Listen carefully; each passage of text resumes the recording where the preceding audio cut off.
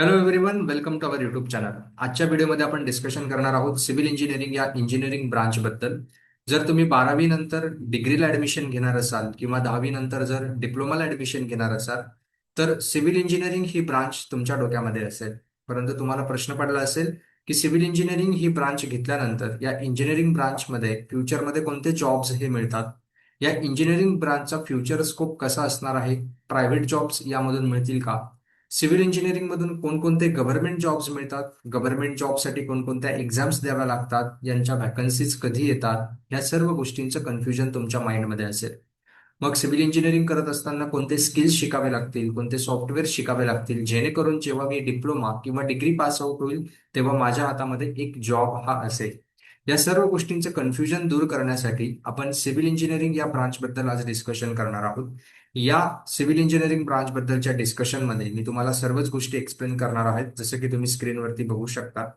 Government job, त्यानंतर तुम्ही private Rolls असतील, गव्हर्नमेंट जॉब असतील, प्रायव्हेट रोल्स असतील, त्यानंतर सॅलरी किती मिळते, स्किल्स काय असतात, फ्युचर स्कोप काय असणार आहे, या सर्व गोष्टींचे डिस्कशन हे आजच्या व्हिडिओमध्ये होणार आहे. त्यामुळे व्हिडिओ जो आहे हा व्हिडिओ तुम्ही शेवटपर्यंत नक्की बघा. या व्हिडिओमधून तुमच्या बऱ्याचशा गोष्टी देखील क्लिअर होणार आहेत. ठीक आहे. सो एक वन बाय वन आपण स्टार्ट करूया.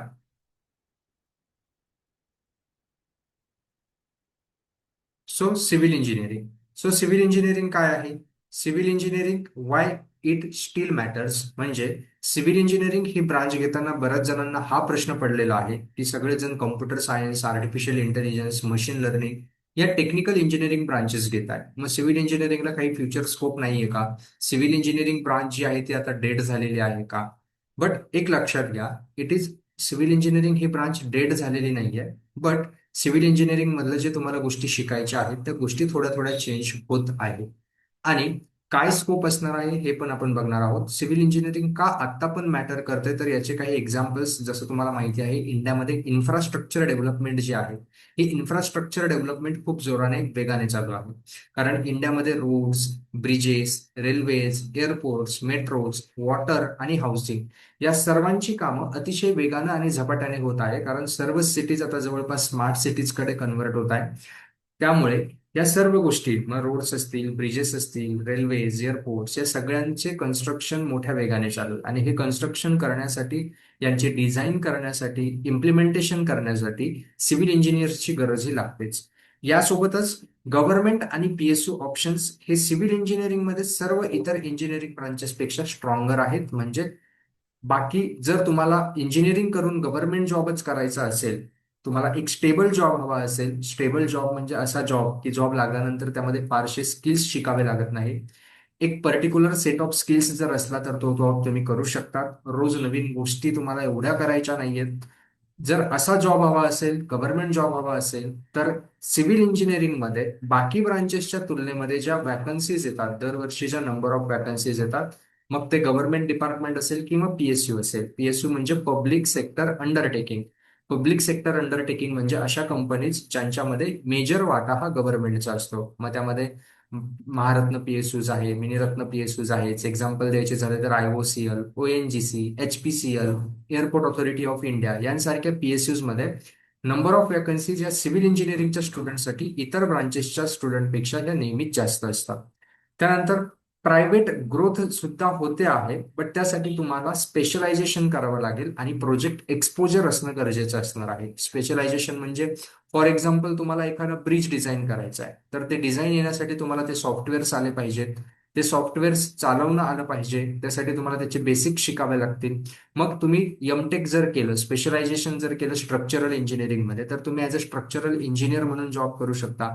जर तुम्हाला प्रोजेक्ट मॅनेजर बनायचं असेल, म्हणजे तुमचे मॅनेजमेंट स्किल्स जर चांगले असतील, तर तुम्ही प्रोजेक्ट मॅनेजमेंटसाठी कन्स्ट्रक्शन अँड प्रोजेक्ट मॅनेजमेंटमध्ये सिव्हिल इंजिनिअरिंग नंतर पोस्ट ग्रॅज्युएशन करून तो कोर्स करू शकता, ते सॉफ्टवेअर शिकू शकता. म्हणजे सिव्हिल इंजिनिअरिंगमध्ये एकाच प्रकारचा रोल नाहीये, वेगवेगळ्या प्रकारचे रोल आहेत, ते आपण व्हिडिओमध्ये पुढे डिस्कस करणारच आहोत. बट त्या वेगवेगळ्या प्रकारच्या रोलसाठी तुम्हाला त्या फील्डमध्ये स्पेशलायझेशन देखील करावं लागणार आहे. ही गोष्ट तितकीच महत्वाची आहे, हे लक्षात ठेवा. त्यानंतर म्हणून सिव्हिल इंजिनियर काय काय बनू शकता? ऑफिसर्स बनू शकता गव्हर्नमेंटमध्ये, ते मॅनेजर्स बनू शकता, कन्सल्टंट्स बनू शकता, जसं स्ट्रक्चरल कन्सल्टंट असतो, प्रोजेक्ट मॅनेजमेंट कन्सल्टंट असतं. कन्सल्टन्सी म्हणजे तुम्ही सर्व्हिस प्रोव्हाइड करता, कन्सल्टन्सी करता. किंवा स्वतःचा बिझनेस स्टार्ट करू शकता आणि तुम्ही कॉन्ट्रॅक्टर देखील बनू शकता. हा देखील सिव्हिल इंजिनिअरिंगचा एक ऍडव्हान्टेज असेल. जर तुमचा बॅकअप चांगला असेल, फॅमिली बॅकग्राऊंड चांगला असेल, फॅमिली बॅकग्राऊंड बिझनेस ओरिएंटेड असेल, तर डेफिनेटली तुम्ही तुमचा बिझनेस चांगल्या पद्धतीनं ग्रो करू शकता ऍज अ कॉन्ट्रॅक्टर म्हणून. त्यामध्ये प्रायव्हेट कामं करू शकता, गव्हर्नमेंट कामं करू शकता. त्यामुळे अजून ह्या गोष्टी असल्यामुळे सिव्हिल इंजिनिअरिंग ब्रांचला अजूनही स्कोप हा चांगल्या प्रकारे आहे. बट यासोबतच तुम्हाला काही रियालिटीज ज्या आहेत त्या रियालिटीज देखील जाणून घेणं गरजेचं आहे, की ऍव्हरेज फ्रेशर सॅलरी जी असते प्रायव्हेट जॉबमध्ये, ती सिव्हिल इंजिनियर्सला as compare to technical branches जसं computer science, information technology, AIML, ह्या इंजिनिअरिंग टेक्निकल ब्रांचेसपेक्षा ॲज अ सिव्हिल इंजिनियर म्हणून तुम्हाला जी ॲव्हरेज फ्रेशर सॅलरी मिळते, सुरुवातीला जी सॅलरी मिळते, ती नक्कीच कमी असते प्रायव्हेट जॉब्समध्ये. गव्हर्नमेंटमध्ये नाही, प्रायव्हेट जॉब्समध्ये. त्यामुळे तुम्हाला ही गोष्ट समजून घेणं गरजेचं आहे, की मला स्टार्टिंगचा जो जॉब आहे, हा स्टार्टिंग जॉबमध्येच खूप जास्त सॅलरीचे एक्सपेक्टेशन असतील तर please don't do civil engineering. स्टार्टिंगलाच तुम्हाला खूप मोठ्या पगाराची अपेक्षा असेल तर असं नाही. आफ्टर गेटिंग एक्सपोजर, इंटर्नशिप्स आणि तुमचे एक्सपिरियन्स, मग तुमचा पॅकेज हे वाढतात. तुम्हाला चांगल्या कंपनीजमध्ये जेव्हा जॉब मिळतो तेव्हा तुम्हाला चांगले पॅकेजेस देखील मिळतात, बट ॲज अ फ्रेशर म्हणून नाही. डिग्री त्यासाठी फक्त सफिशियंट नाहीये. तुम्हाला स्किल्स शिकावे लागतील, सॉफ्टवेअर शिकावे लागतील, प्रोजेक्ट्स करावे लागतील, इंटर्नशिप्स करावे लागतील. त्यावरती तुमची सॅलरी डिपेंडंट असते. जसं दिलेलं आहे, साईट एक्सपोजर, इंटर्नशिप आणि रिलोकेशन, म्हणजे तुम्हाला जॉब करण्यासाठी दुसऱ्या ठिकाणी जावं देखील लागेल. Competition is hi for the government jobs. तुम्हाला माहिती आहे, सिव्हिल इंजिनिअरिंग म्हटलं की नंबर ऑफ गव्हर्नमेंट जॉब्स जास्त आहे. आणि त्यामुळे आजकाल ज्या पद्धतीनं टेक्निकल ब्रांचेस AIML मध्ये असेल, CSIT मध्ये असेल, ज्या पद्धतीनं जॉब सिक्युरिटी नाहीये, लोकांना जॉबवरनं काढून टाकलं जातं रात्रीतून. त्यामुळे लोक आता गव्हर्नमेंट जॉबचे स्टुडंट आणि पॅरेंट गव्हर्नमेंट जॉबच्या प्रिपरेशनकडे कल देखील वाढत आहे. कारण स्टेबल जॉब असतो, कुणाला तो कोणी तुम्हाला नोकरीवरून काढून टाकू शकत नाही. आणि त्यामुळे गव्हर्नमेंट जॉब्स मधली कॉम्पिटिशन आता वाढत आहे. त्यासाठी तुम्हाला प्रिपरेशन करावं लागणार आहे, वेल प्लॅनिंग करावं लागणार आहे, स्ट्रॅटेजी ठरवावी लागणार आहे. सो हे काही गोष्टी आहेत की सिव्हिल इंजिनिअरिंग महत्वाची का आहे, आणि त्यासोबत त्या इंजिनिअरिंग ब्रांचमधली रियालिटी काय आहे हेही तुम्हाला जाणून घेणं तितकंच महत्वाचं आहे. त्यानंतर नेक्स्ट, का सिव्हिल इंजिनिअरिंगची ग्रोथ कशा पद्धतीनं कंटिन्यू होणार आहे हे सांगायचं जर झालं तर 2026 मध्ये इंडियामध्ये 8,660 हे मोठे प्रोजेक्ट्स हे लिस्टेड आहेत. आणि त्यांची कॉस्ट जवळपास $22,027 बिलियन इतकी आहे. इतक्या कॉस्टचे प्रोजेक्ट इंडियामध्ये चालू आहे. जेवढे मोठे प्रोजेक्ट चालू असतात, याचा अर्थ असा असतो की तेवढ्या जास्त प्रमाणामध्ये इंजिनियर्सला ऑपॉर्च्युनिटीज ह्या असतात. सॉरी. आणि रोड आणि अर्बन सेक्टरमध्ये देखील ही सिव्हिल हेवी सेक्टरमध्ये डेव्हलपमेंट होत आहे. आणि 12.2 लाख करोड एवढा पब्लिक कॅपेक्स हा फायनान्शियल इयर 2027 मध्ये 26-27 मध्ये केला जाणार आहे. त्यामुळे सिव्हिल इंजिनिअरची ग्रोथ जी आहे ही ग्रोथ वाढणारच आहे. त्यानंतर नेक्स्ट बघायचं जर झालं तर मग सिव्हिल इंजिनियर ऍक्च्युली करतात काय, ऍज अ सिव्हिल इंजिनियर म्हणून तुमचं काय काम असतं हे समजून घ्या. सिव्हिल इंजिनियरचे वेगवेगळे रोल्स आहेत, त्यापैकी काही रोल इथे मेन्शन केलेले आहेत. प्लॅनिंग करणं. एखादे मी एक्झाम्पल देऊ शकतो, एखादी कन्स्ट्रक्शन साईट आहे, एखादी बिल्डिंग बांधायची आहे. बिल्डिंग मी छोटं एक्झाम्पल देतो. मोठमोठ्या बिल्डिंग्स, एअरपोर्ट्स, हॉटेल्स, त्यानंतर तुमचं इन्फ्रास्ट्रक्चर प्रोजेक्ट, रोड्स असतील, या सर्वांमध्ये जे बेसिक प्रोसिजर चालते, हे रोल्स तुम्हाला ऍज अ सिव्हिल इंजिनियर म्हणून परफॉर्म करायचे असतात. मग तो तुम्ही चूज करू शकता. For example, plan. कोणताही प्रोजेक्ट अगोदर त्याची प्लॅनिंग केली जाते. मग त्यामध्ये त्या प्लॅनिंग म्हणजे काय, जिथे तुम्हाला कन्स्ट्रक्शन करायचं त्याचा सर्वे करणं, सर्वे करून ती प्लेस, तो प्रोजेक्ट त्या ठिकाणी फिजिबल आहे की नाही, तो तिथे होऊ शकतो की नाही ते चेक करणं. मग तो प्लान तयार करणं. तो प्लान तयार केल्यानंतर तिथल्या ज्या लोकल ऑथॉरिटीज असतील, जसं तुम्हाला म्युन्सिपल कॉर्पोरेशन मधून परमिशन घ्यावी लागेल, किंवा स्टेट गव्हर्नमेंटकडनं परमिशन घ्यावी लागेल, इंडियन गव्हर्नमेंटकडनं परमिशन घ्यावी लागेल. या परमिशन्स घेणं, अप्रुव्हल्स घेणं, ज्यामध्ये ऍडमिनिस्ट्रेटिव्ह अप्रुव्हल येतं, टेक्निकल सँक्शन येतं, या गोष्टी करणं हे प्लॅनमध्ये येतं. मग एकदा तुमचा प्लान वगैरे रेडी झाला की त्याचं डिझाईन, म्हणजे प्लॅन करणारे इंजिनियर्स हे वेगळे आहेत, त्यांचे स्किल्स काय असतात ते आपण बघूया. डिझाईन म्हणजे काय, तुम्हाला सॉफ्टवेअरच्या मदतीनं स्ट्रक्चर जे आहेत, मग तुम्हाला सांगितलं स्ट्रक्चरचे एक्झाम्पल्स दिले, बिल्डिंग्स, हॉस्पिटल्स, जे काही स्ट्रक्चर्स असतील, रोड असतील, वॉटर सप्लाय सिस्टम्स असतील, यांचं डिझाईन करणं, हे एक रोल असतो, त्याला आपण डिझाईन इंजिनियर देखील म्हणतो. त्यानंतर इस्टिमेशन हा एक रोल आहे. किती कॉस्ट लागणार आहे, किती कॉस्ट लागू शकते, प्रोजेक्टची टेंडर करणं म्हणजे काय, सपोज एवढी एवढी कॉस्ट लागणार आहे, मग कॉन्ट्रॅक्टर्स ते कॉस्टसाठी बीड करतील, ते टेंडर पब्लिश करणं, त्यासाठी बीओक्यू म्हणजे बिल्ड ऑफ क्वांटिटीज तयार करणं, हे इस्टिमेशन, खर्चाशी रिलेटेड ज्या गोष्टी आहेत त्या गोष्टी इस्टिमेशन इंजिनियर करत असतो. त्यानंतर नेक्स्ट येतं बिल्ड. म्हणजे काय, एकदा प्रोजेक्ट चालू झाल्यानंतर साईटवरती एक्झिक्यूट करून घेतलं, ठरल्याप्रमाणे गोष्टी, ज्या गोष्टी ठरलेल्या आहेत त्या साईटवरती एक्झिक्यूट करून घेणं, हा एक रोल असतो. साईट एक्झिक्युशन असेल, सेफ्टी, क्वालिटी मेंटेन करणं, ह्या गोष्टी येतात. हा एक सिव्हिल इंजिनियरला रोल असतो.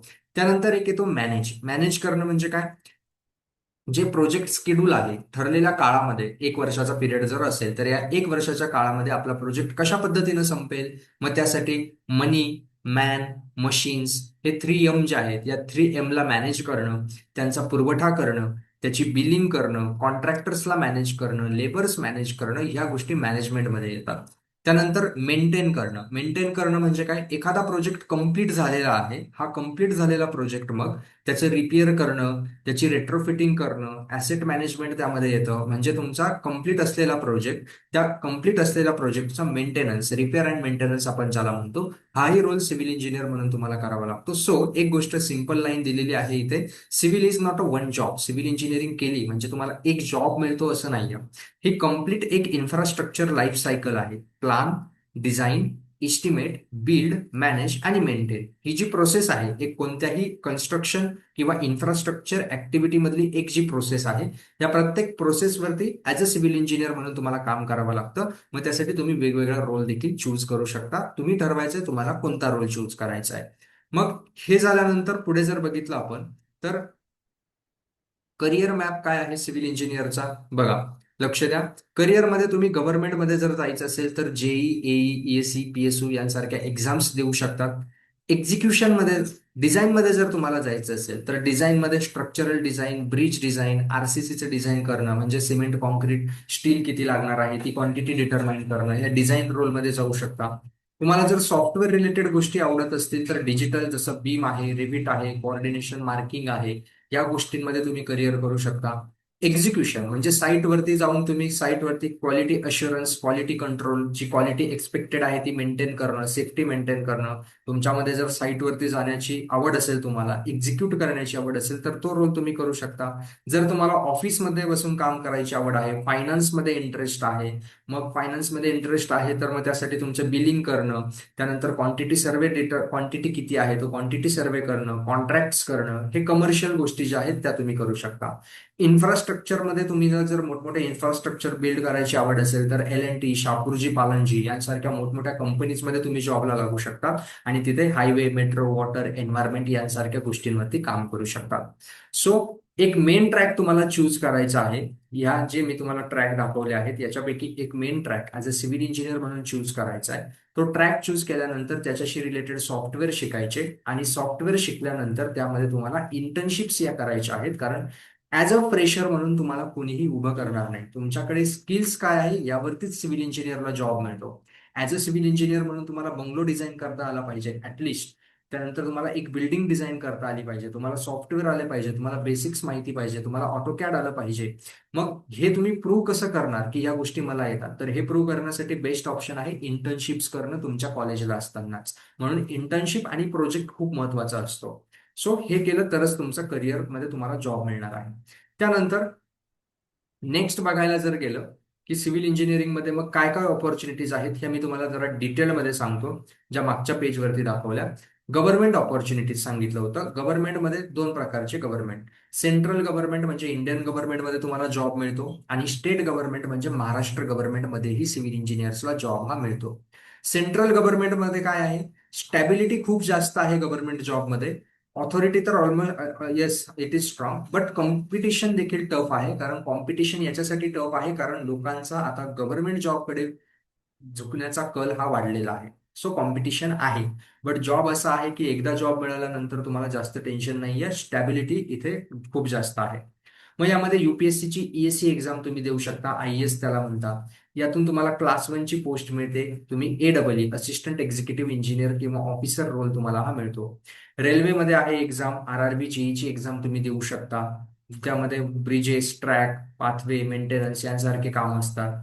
त्यानंतर SSC JE staff selection commission junior engineer ही डिप्लोमा किंवा डिग्री दोघांनंतरही देता येणारी एक्झाम आहे. इथून तुम्हाला सेंट्रल गव्हर्नमेंटचे वेगवेगळे डिपार्टमेंट जसं की central PWD public works department, military engineering services, central water commission आणि अजून बरेचसे डिपार्टमेंट्स आहेत. वॅकन्सीवरती डिपेंड करतं ते. हे डिपार्टमेंटमध्ये तुम्हाला या एक्झाम मधून जॉब रोल मिळतो. National highway authority of India हे एक तुम्हाला एक्झाम्पल दिलं जिथे गेट थ्रू सिलेक्शन होतं, पीएसयू टाईपच आहे. सीपीडब्ल्यूडी, एमईएस, बीआरओ हे तर बॉर्डर रोड ऑर्गनायझेशन हे डिपार्टमेंट्स आहेत. यांच्यामध्ये एसएससी जेई मधूनच तुम्हाला जॉब मिळतो. त्यानंतर ज्या research institute, ISRO, DRDO, BARC यांसारख्या रिसर्च इन्स्टिट्यूट्समध्ये तुम्हाला जॉब मिळतो. यासाठी गेट एक्झाम तुम्हाला द्यावी लागते. या गेट एक्झाम मधून इथे सिलेक्शन होतं. एअरपोर्ट ऑथॉरिटी ऑफ इंडिया आहे. त्यानंतर ही बरेचसे पीएसयूज आहेत. हे फक्त एनएचआय वगैरे एक्झाम्पल्स आहेत. जसं की याच्या व्यतिरिक्त ONGC, HPCL, IOCL, Coal India Limited यांसारख्या पीएसयूज मध्ये देखील गेट एक्झामिनेशन मधून तुमचं सिलेक्शन हे होत असतं. हे सेंट्रल वॉटर कमिशन, सीजीडब्ल्यूबी हे सुद्धा वॉटरशी रिलेटेड डिपार्टमेंट्स आहेत. इथेही तुमचं एसएससी जेई आणि युपीएससी मधनं सिलेक्शन होतं. त्यानंतर बीआयएस, डीडीए, त्यानंतर एनबीसीसी यांसारख्या हाऊसिंग आणि अर्बन डेव्हलपमेंटचे जे पीएसयूज आहेत इथेही तुमचं सिलेक्शन होत असतं. तेही गेट मधूनच होत असतं, लक्षात घ्या. त्यामुळे गेट एक्झामिनेशन इथे एक्झाम दिलेली नाहीये, बट ही एक्झाम सुद्धा खूप कामाची आहे, गेट एक्झाम. त्यानंतर नेक्स्ट स्टेट गव्हर्नमेंटमध्ये कुठे कुठे ऑपॉर्च्युनिटीज असतात ते आपण बघूया. स्टेट गव्हर्नमेंटमध्ये जर बघितलं तर महाराष्ट्र फोकस डिपार्टमेंट्स जसे पीडब्ल्यूडी डिपार्टमेंट आहे, डब्ल्यूआरडी आहे, जिल्हा परिषद आहे, म्युन्सिपल कॉर्पोरेशन्स आहे जसं की Nashik municipal corporation, Thane municipal corporation, Mumbai municipal corporation, ह्या वेगवेगळ्या म्युन्सिपल कॉर्पोरेशनमध्ये जेई आणि एईचे रोल्स तुम्हाला एक्झाम देऊन मिळतात. मग हे MSRDC, MMRDA, PMRDA, CIDCO, MHADA यांसारखे डिपार्टमेंट आहे गव्हर्नमेंटचे, इथेही तुम्हाला जॉब रोल्स अवेलेबल असतात. महाराष्ट्र जीवन प्राधिकरण म्हणजे एमजेपी ह्या डिपार्टमेंटमध्येही सिव्हिल इंजिनियर्सला मिळतं. मग इथे काही रोल्स डिपार्टमेंटमध्ये एमपीएससी मधनं मिळतात, काही सरळ सेवा मधनं मिळतात. ह्या वेगवेगळ्या एक्झाम्स कंडक्ट केल्या जातात. एक टिपिकल हेरार्ची सांगायची जर झालं तर सगळ्यात क्लास 2 ची पोस्ट जी तुम्हाला एक्झाम मधनं मिळते ती असते ज्युनियर इंजिनियर. एमपीएससी मिळते तुम्हाला असिस्टंट इंजिनियर. डेप्युटी इंजिनियर किंवा एडब्ल्यू ची पोस्ट इथे AE1 देखील असते. ही एमपीएससी मधनं मिळणारी क्लास 1 ची पोस्ट आहे. या 3 पोस्ट तुम्हाला एक्झाम मधून मिळू शकतात. त्यानंतर ह्या बाकीच्या पोस्ट ज्या आहेत ह्या आफ्टर गेटिंग प्रमोशन तुम्हाला मिळतात. एक्झिक्युटिव्ह, एडब्ल्यूचाच एक्झिक्युटिव्ह होतो. सुपरिटेंडिंग इंजिनियर, चीफ इंजिनियर ही एक हिरार्की आहे की कशा पद्धतीनं प्रमोशन्स होतात. की मेसेज काय आहे? स्टेबल करिअर तुम्हाला इथे मिळतं आणि ऑथॉरिटी जी आहे ती ऑथॉरिटी स्ट्रॉंग असते आणि पेन्शन्स देखील मिळते. पण वॅकन्सीज दरवर्षी येतील असं नाही. बट सिव्हिल इंजिनिअरिंग मध्ये मात्र ऑलमोस्ट दरवर्षी वॅकन्सीज येतात as compare to other engineering branches. म्हणून गव्हर्नमेंटमध्ये जर जॉब करायचा असेल तर सिव्हिल इंजिनिअरिंग हे एक बेस्ट ऑप्शन आहे. त्यानंतर नेक्स्ट प्रायव्हेटमध्ये जर बघायचं जर झालं, प्रायव्हेटमध्ये जाण्याच्या अगोदर आपण बघूया पीएसयूज. जे मी पीएसयूज तुम्हाला बोललो होतो की गेट नावाची एक्झामिनेशन जी तुम्ही डिग्री नंतर देऊ शकतात आफ्टर बीई किंवा बीटेक. या एक्झाम्स मधून नंबर ऑफ पीएसयूज, पीएसयूज म्हणजे ज्यामध्ये गव्हर्नमेंटचा वाटा ज्या कंपनीजमध्ये जास्त आहे असे पीएसयूज. एक्झाम्पल्स मग तुम्हाला इथे दिलेले आहेत.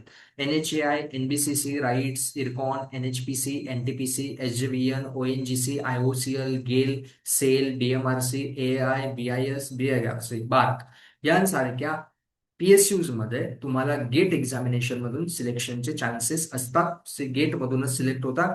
नवे नवे गेट एक्झामिनेशन जी आहे ही गेट एक्झामिनेशन मधून तुम्हाला आयआयटी एनआयटी मध्ये एमटेक साठी ऍडमिशन सुद्धा मिळतं. आणि तुम्ही एमटेक जर जर तुम्हाला प्रायव्हेटमध्ये जॉब करायचं असेल तर पर्टिक्युलर ब्रांचमध्ये स्पेशलायझेशन केलं तर आफ्टर स्पेशलायझेशन तुमचे पॅकेज पण चांगले मिळतात आणि तुम्हाला त्या क्षेत्रातलं नॉलेज पण आलेलं असतं. तुम्हाला तशा पद्धतीनं प्रोजेक्ट बिल्ड करावा लागतो. हे एक्झाम्पल दिलेलं आहे की एनएचआय डेप्युटी मॅनेजरच्या पोस्टसाठी गेटमधनं रिक्रूट करत असतो. त्यानंतर नेक्स्ट बघायचं जर झालं तर गव्हर्नमेंट सॅलरी. आता सॅलरीज आपण बघूया. मोस्ट ऑफ द स्टुडंट्स असतं की सर आम्हाला सॅलरी किती मिळते. सॅलरी ही जी आहे इथे बेसिक पे असतं. बेसिक पे म्हणजे काय? याच्यामध्ये तुमचा डिअरनेस अलाउन्स म्हणजे DA, home rent allowance HRA, travel allowance TA, या सर्व गोष्टी ऍड होतात. हा बेसिक प्लस या 3 गोष्टी ऍड होऊन तुमची सॅलरी ही वाढत जाते. सो तुमची SSC जेई सेंट्रल जेईची बेसिक पे स्टार्टिंगचा 35,400 जरी असला तरी तुम्हाला इन हँड सॅलरी ही 60,000 ते 70,000 रुपये महिन्याला मिळते, इन हँड मिळते. म्हणजे तुम्हाला हे सगळ्या तिघ गोष्टी ऍड करून SSC जेई नंतर मिळणारी स्टार्टिंग सॅलरी आहे आफ्टर डिप्लोमा. म्हणजे तुम्ही ही एक्झाम डिप्लोमा नंतर देखील देऊ शकता, डिग्री नंतरही देता येते. स्टेट जेई मध्ये देखील 35,000 ते 55,000 बेसिक पे, 41,800 पण असतं. म्हणजे तुम्हाला स्टार्टिंग सॅलरी ही 70,000 ते 80,000 रुपये पर महिन्याला मिळू शकते. 60,000 ते 80,000 मध्ये मिळते स्टार्टिंग सॅलरी. त्यानंतर जर क्लास 1 ची पोस्ट मिळाली, हे क्लास 2 च्या पोस्ट आहेत. या क्लास 2 च्या ज्युनियर इंजिनियर म्हणजे क्लास 2. क्लास 1 ची जर पोस्ट मिळाली तर मग तर तुम्हाला 56,100 बेसिक, म्हणजे तुमची सॅलरी ही 90,000 ते 1,00,000 पर्यंत व्हेरी करते. बार्क किंवा डीएई किंवा इतर PSU जे आहेत, या PSUज मधल्या सॅलरी मात्र 95,000 रुपये महिन्या प्लस तुमचे इतर अलाउन्सेस जर पकडले तर 1,15,00,000 रुपयापर्यंत व्हेरी करते. इव्हन PSUज मध्ये तुम्हाला 1,50,000 पर्यंत देखील महिन्याला सॅलरी मिळते. गव्हर्नमेंट हे फायनान्शियली स्ट्रॉंगर आहे त्यामुळे प्रायव्हेट जॉबपेक्षा, कारण प्रायव्हेट जॉबमध्ये सिव्हिल इंजिनियर्सला सॅलरी ही खूप कमी मिळते. प्लस गव्हर्नमेंटमध्ये तुम्हाला पेन्शन असेल, त्यानंतर तुमच्या इतर गोष्टी असतील त्या गोष्टी मिळतात, अलाउन्सेस खूप सारे असतात. पण एक गोष्ट म्हणजे इथे तुमचे प्रमोशन्स हे ठरलेल्या सिनियरिटी लेवलनुसार होतात, स्किल्सनुसार होत नाही. त्यामुळे तुमचे पगार इथे फ्युचरमध्ये जास्त वाढत नाही.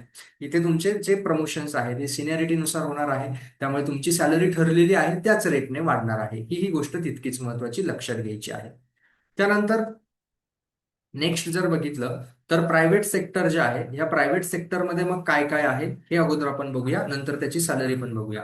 प्रायव्हेट सेक्टर म्हणजे लोकांना वाटतं की फक्त साईट इंजिनियर किंवा जो साईटवरती काम करतो तो इंजिनियर. येस, ते पण रोल असतात.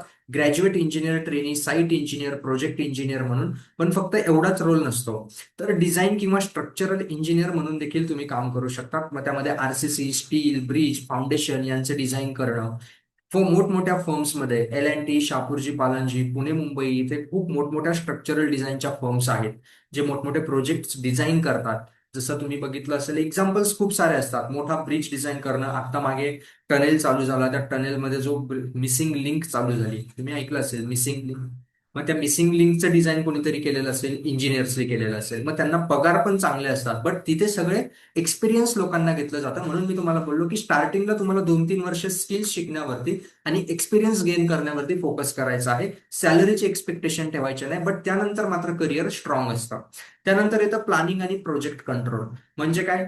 ठरलेल्या वेळेनुसार प्रोग्रेस होते आहे का, मग त्यासाठी शेड्यूल करणं, डिले रिपोर्ट्स बनवणं, किती रिपोर्ट डिले होतो आहे, मग त्यासाठी काय करावं लागेल, हे काम करतो प्रोजेक्ट मॅनेजर. आणि हे तुम्हाला कन्स्ट्रक्शन प्लॅनिंग अँड मॅनेजमेंट म्हणजे CPM सारख्या फील्डमध्ये एक्सपर्टाईज करून किंवा MTech करून देखील हे तुम्ही मिळवू शकता.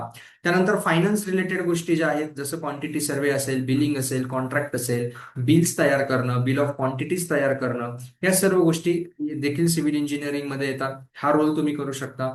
बीम किंवा डिजिटल कन्स्ट्रक्शन जे आहे हे तुम्ही करू शकता, ज्यामध्ये तुम्हाला रेविट, नेव्हिजवर कोऑर्डिनेशन यासारख्या गोष्टी शिकाव्या लागतात, हे सॉफ्टवेअर शिकावे लागतात.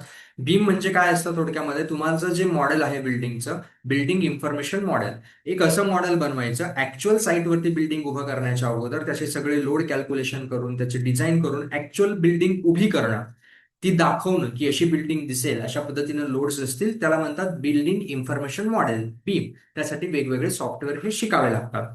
स्पेशलाइज्ड इन्फ्रा जसं highway, metro, water, environment, geotech, इथेही तुम्ही काम करू शकता. एक लक्षात घ्या, तुम्हाला जर हायर सॅलरी हवी असेल तर साईट वर्क पेक्षा तुम्हाला हे स्पेशलायझेशन वाल्या गोष्टी कराव्या लागतील, कारण ह्या फ्युचरमध्ये ग्रो होत आहेत. बीम वरती आता सध्या जास्त फोकस आहे, बिल्डिंग इन्फॉर्मेशन मॉडेल वरती. त्यामुळे तुम्हाला जर चांगला पगार हवा असेल तर एक्सपिरियन्स, प्रोजेक्ट, इंटर्नशिप ह्या तुमच्यासाठी खूप महत्वाच्या ठरणार आहेत इंजिनिअरिंग करत असताना. त्यानंतर नेक्स्ट जर बघितलं तर तुमच्यासाठी काही ट्रॅक दिलेले आहे की ऍज अ सिव्हिल इंजिनियर म्हणून प्रायव्हेटमध्ये जॉब करायचं असेल तर काय करावं लागेल. एक आहे साईट एक्झिक्युशन, आणि तुमचं म्हणजे काय, क्वालिटी कंट्रोल आणि क्वालिटी अश्युरन्सचं काम. इथे रोल काय असतो? Graduate engineer, trainee, site engineer, section engineer, project engineer, safety site engineer म्हणून. डेली वर्क काय आहे? ड्रॉइंग रीडिंग करणं, त्यानुसार साईटवरती एक्झिक्युशन चालू आहे की नाही ते चेक करणं, कॉन्क्रीट, स्टील आणि फॉर्मवर्क चेक करणं, क्वांटिटी चेक करणं, लेबर आणि कॉन्ट्रॅक्टरमध्ये कोऑर्डिनेशन करणं, मेजरमेंट्स घेणं, त्यावरनं डीपीआर बनवणं, क्वालिटी टेस्ट आणि सेफ्टी चेक करणं, मटेरियल रिकन्सिलेशन, मटेरियल अवेलेबल आहे की नाही ते चेक करणं.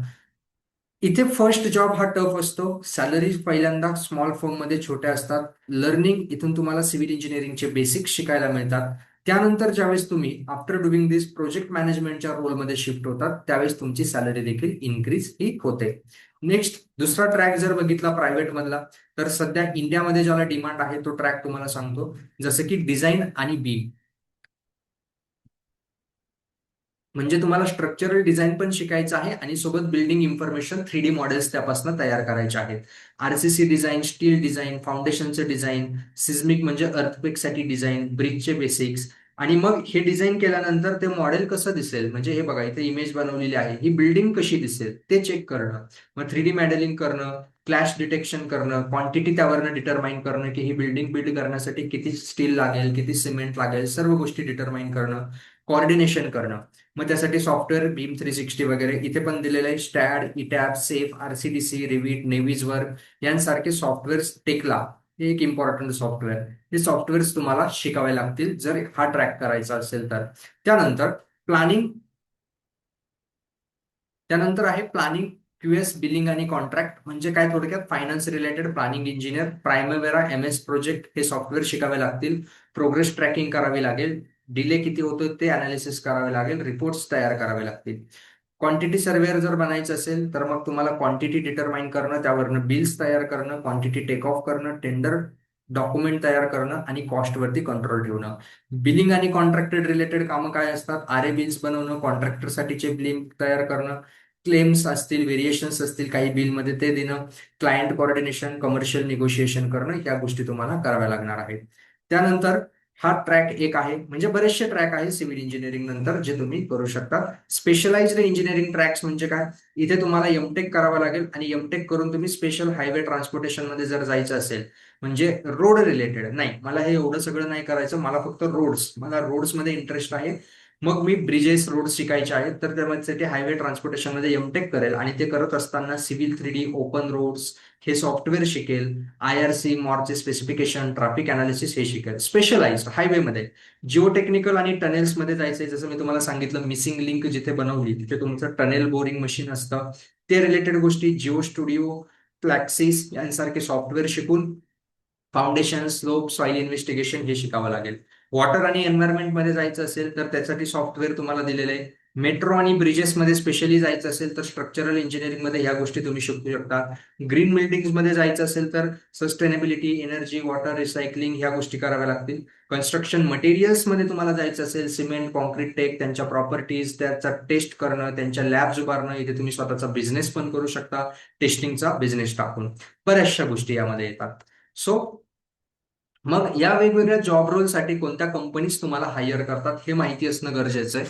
आणि या हायर करणाऱ्या कंपनीजला लिंक्डइन वरती फॉलो करणं, त्यांच्यापासून हायर करणाऱ्या कंपनीज ज्या आहेत यासाठी तुम्हाला लिंक्डइन वरती या कंपनीच्या प्रोफाईल ज्या आहेत या कंपनीच्या प्रोफाईलला फॉलो करणं गरजेचं आहे. आणि त्यासाठी तुम्हाला या कंपनीचे नावं माहिती असणं ही तितकंच गरजेचं आहे, जेणेकरून मग तुमचे स्किल्स, तुमची लिंक्डइन प्रोफाईल तयार करणं, तुमचा रिझ्यूम त्या कंपनीजला रिक्वायर्ड असणाऱ्या स्किल्स नुसार तयार करणं, जेणेकरून हायरिंग मध्ये तुम्हाला इझी जाईल. कन्स्ट्रक्शन आणि ईपीसी साठी कोणत्या कंपनीज हायर करतात? L&T, Tata project, Afcons, Shapoorji Pallonji, NCC, HCC, J Kumar, Dilip Buildcon. Design किंवा पीएमसी कन्सल्टन्सी कोणकोणत्या आहेत? AECOM, WSP, Arcadis, Atkins, Jacobs, Ramboll, Systra, TC. TC म्हणजे टाटा कन्सल्टिंग इंजिनियर्स, राईट्स, या कंपनीज डिझाईन आणि पीएमसी रिलेटेड. रिअल इस्टेट आणि developer, Lodha, DLF, Godrej properties, Prestige, Sobha, Oberoi realty, Brigade ह्या companies real estate. Real estate म्हणजे तुम्हाला इथे क्वांटिटी सर्वे वगैरेचे कामं करावे लागतील. मटेरियल आणि क्वालिटी अश्युरन्स असेल, क्वालिटी कंट्रोल असेल, टेस्टिंग असेल, UltraTech, ACC, Ambuja, JSW cement, Tata steel testing lab जिथे असतात तिथे तुम्हाला रोल्स असतात, त्यांना लिंक्डइन वरती तुम्हाला फॉलो करायचं आहे. त्यानंतर प्रायव्हेट मधली सॅलरी रियालिटी, मी तुम्हाला सांगितल्याप्रमाणे इनिशियल सॅलरी नेहमी कमी असणार. बघा, लोकल फ्रेशर 12 ते 25 हजार महिन्याला. सिटीमध्ये जर असेल तर क्वालिटी अशुरन्स, क्वालिटी कंट्रोल, बिलिंगचे काम असतील तर 20 ते 40 हजार महिन्याला. जर तुम्ही डिझाईनमध्ये गेलात, डिझाईनमध्ये गेल्यानंतर 3 ते 6 लाख पर ॲनम तुम्हाला मिळू शकतं. कॉलेज तुमचं चांगलं आहे, जिथे प्लेसमेंट चांगले आहेत, आणि बीम डिझाईन प्लॅनिंग मध्ये तुम्ही जर गेलात तर 5 ते 10 लाख एलएम पर तुम्हाला सॅलरी मिळेल. 3 ते 5 वर्षाच्या एक्सपिरियन्स नंतर 5 ते 12 लाख पर ॲनम. हा, ज्यावेळेस तुमचा एक्सपिरियन्स चांगला होईल, तुम्ही सर्व गोष्टी एक्झिक्यूट करायला शिकणार, तेव्हाची सॅलरी रेंज मात्र 10 to 40 इतकी आहे. म्हणजे मी सांगितल्याप्रमाणे सिव्हिल इंजिनिअरिंग मध्ये तुम्ही ऍज अ प्रेशर म्हणून जास्त सॅलरी एक्सपेक्ट करू नका. सुरुवातीला शिकण्यावरती भर असला पाहिजे, नंतर मात्र तुम्ही सॅलरीमध्ये इन्क्रीज ही एक्सपेक्ट करू शकता. त्यानंतर नेक्स्ट सांगायचं जर झालं की प्लेसमेंट जो डेटा आहे, या प्लेसमेंट काही कॉलेजेसचे मी एक्झाम्पल्स दिलेले आहेत, तुम्हाला बाकी ऑफिशियल वेबसाईट AICTE वरनं मिळून जाईल. बघा, कॉम्प्युटर सायन्समध्ये 96% प्लेस होते NIT ट्रिचीमध्ये, बट सिव्हिलमध्ये 76% प्लेस्ड होते. अगेन का हे आहे व्हेरिएशन? व्हेरिएशन याच्यामुळे आहे स्किल्स. फ्रेशर्सला, सिव्हिल इंजिनियर्सला जॉब मिळत नाही, तुम्हाला इंटर्नशिप आणि प्रोजेक्टवरती फोकस करावा लागेल. NIT रायपूरमध्ये 62% हे प्लेस्ड आहेत.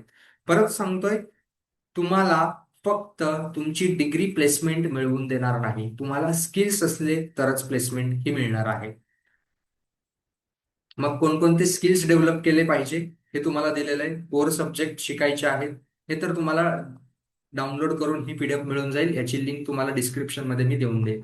साईट स्किल्स कोणते शिकायचे, प्रोफेशनल स्किल्स कोणते शिकायचे, या गोष्टी येतात. एक्सेल वगैरे वरती कमांड असली पाहिजे, इंग्लिश बेसिक्स आले पाहिजे, कम्युनिकेशन स्किल्स चांगले पाहिजे, या गोष्टी तर प्रत्येक सिव्हिल इंजिनियरला आल्याच पाहिजे. त्यानंतर सॉफ्टवेअर रोडमॅप पण मी दिलेला आहे, की कोणत्या जॉब रोलसाठी कोणते सॉफ्टवेअर शिकावे लागतात याची लिस्ट दिलेली ही तुम्ही बघू शकता. याची लिंक तुम्हाला PDF ची लिंक डिस्क्रिप्शन मध्ये मिळून जाईल. So no problem. नेक्स्ट, त्यानंतर येतं पोस्ट ग्रॅज्युएशन. सर, सिव्हिलमध्ये पोस्ट ग्रॅज्युएशन केलं पाहिजे का? Yes, important question. एमटेक इंडियामध्ये युजफुल आहे. जर तुम्हाला स्पेशलाइज्ड रोल्स हवे असतील, जसं स्ट्रक्चरल डिझाईन करायचं असेल तर स्ट्रक्चरमध्ये एमटेक करा. जिओटेक मध्ये जायचं असेल तर जिओटेक करा. Transport, highway related, bridges related गोष्टी करायच्या आहेत. जर तुमचा गोल अधिक क्लिअर असेल की नाही मला डिझाईनच करायचं आहे, तर येस शुअर एमटेक करा. नाहीतर साईटवरती जाऊन एक्सपिरियन्स घ्या आणि नंतर मग हळूहळू तुम्ही ते डेव्हलप करू शकता. पण नाही, मला रोड्समध्येच जायचं आहे, हायवेमध्येच करिअर करायचंय, तर मग तुम्ही हायवे आणि ट्रान्सपोर्टेशन मध्ये एमटेक हे करू शकता. ठीक आहे. रिसर्च आणि टीचिंग मध्ये ज्यांना जायचंय त्यांच्यासाठी एमटेक मस्ट आहे. IIT NITचं एक्सपोजर तुम्हाला मिळतं. गेट बेस्ड PSUs मिळतात, कारण एमटेक साठी देखील गेट एक्झामच असते. त्यानंतर जर बाहेर जायचं असेल तर MS तुम्ही करू शकता. पण केव्हा? जर युनिव्हर्सिटी आणि त्या कंट्रीला गुड सिव्हिल मार्केट असेल तर. त्यानंतर तुम्हाला तिथले लोकल कोड शिकायला मिळतात, लायसनिंग तिथली मिळून जाते. केव्हा करायचंय? जर लोनचं बर्डन जे आहे, कारण बाहेर शिकण्यासाठी खर्चही तेवढा येतो, स्कॉलरशिप्स तुम्हाला मिळते का, तुम्ही तेवढं लोन बिअर करू शकता का, तरच तुम्हाला MS हे करायचं आहे. कोर्स हा जॉब ओरिएंटेड असला पाहिजे. आणि सगळ्यात अगोदर चेक करायचं रिटर्न ऑफ इन्व्हेस्टमेंट. तुम्ही इन्व्हेस्ट किती करणार आहात तो कोर्स MS करण्यासाठी, आणि तुम्हाला त्यातून सॅलरी किती एक्सपेक्टेड आहे, तुम्ही परदेशात सेटल होण्यासाठी तयार आहात का, तरच MS करण्यासाठी युजफुल असणार आहे. ठीक आहे. त्या गोष्टी देखील चेक करायच्या आहे. ग्लोबल स्कोप जो आहे, हा ग्लोबल स्कोप मग तुम्ही जर बघितला तर US मध्ये सिव्हिल इंजिनियर 5% ग्रोथ प्रोजेक्टेड आहे 2034 पर्यंत. सिव्हिल इंजिनियरच्या ओपनिंग ऍव्हरेज अॅन्युअल किती आहेत US मध्ये? 23,600 आहेत. रिस्क जी आहे ती मॉडरेट आहे 2024 ते 2033 पर्यंत. म्हणजे मॉडरेट, सॉरी रिस्क नाही, मॉडरेट ग्रोथ होणार आहे, कारण लेबर शॉर्टेज कॅनडामध्ये येत आहे.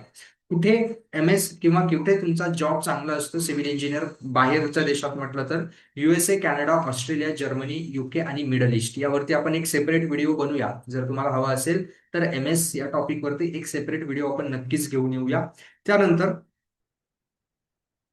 नेक्स्ट जर बघितलं, फ्युचर ट्रेंड्स तुम्हाला सांगितल्याप्रमाणे फ्युचरमध्ये कोणकोणते ट्रेंड आहे, बीम आणि डिजिटल कन्स्ट्रक्शन ह्या गोष्टी येणार आहे. ग्रीन बिल्डिंग आहे, मेट्रो, ब्रिजेस, टनेल्स आहे, वॉटर आणि एन्व्हायरमेंट मध्ये काम होत आहे, प्रोजेक्ट मॅनेजमेंट आहे, रिपेअर आणि रेट्रोफिटिंग आहे, कारण ओल्ड स्ट्रक्चरचं साठी ते महत्वाची गोष्ट आहे.